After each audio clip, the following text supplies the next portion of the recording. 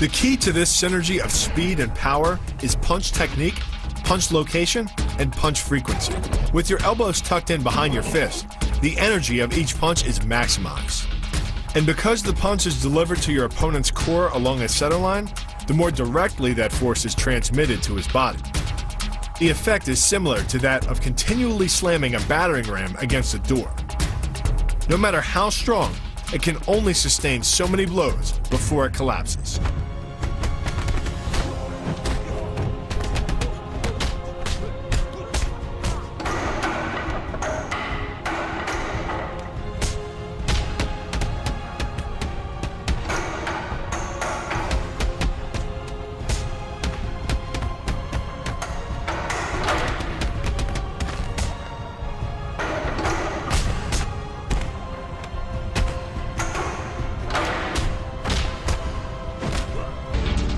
Doing the 360 defense requires you keep your body in motion at all times, using your arms to defend different angles of attack.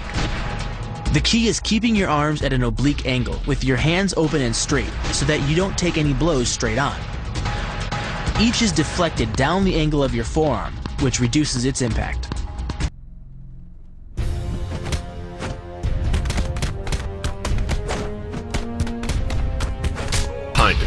Powered by the running start and the most powerful muscles in the body, the quadriceps, the initial kick lands at 15 miles per hour. The second kick creates 3 times the injury-producing energy as the first, delivering over 650 pounds of force. That's like taking a shot from a sledgehammer to the face, more than enough to score a knockout and rearrange some facial features.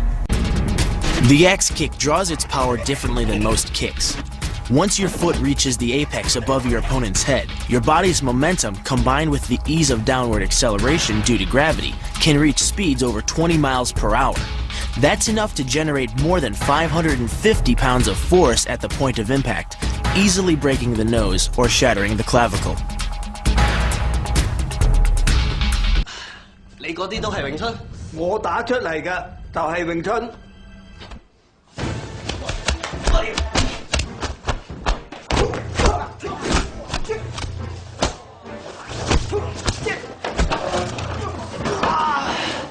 The move is difficult but devastating.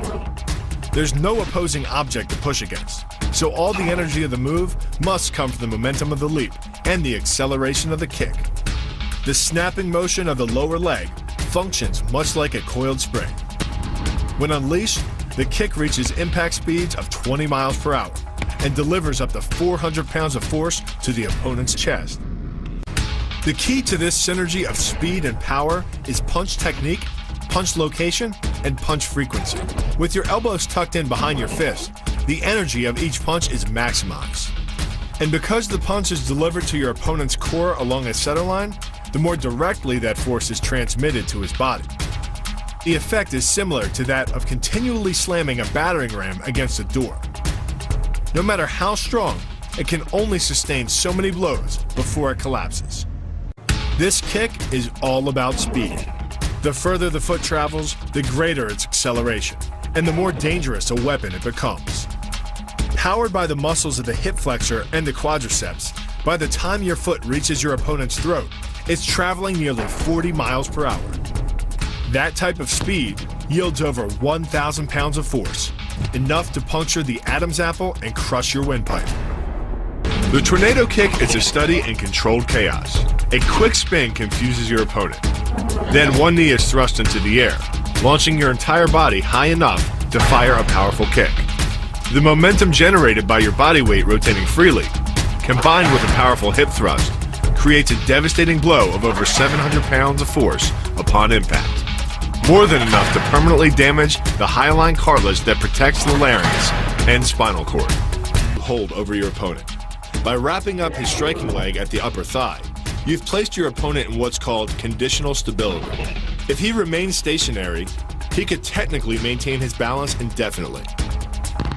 But by driving him backward and initiating a sweep of his other leg, you've added 2 destabilizing factors, and the loose center of gravity simply cannot hold.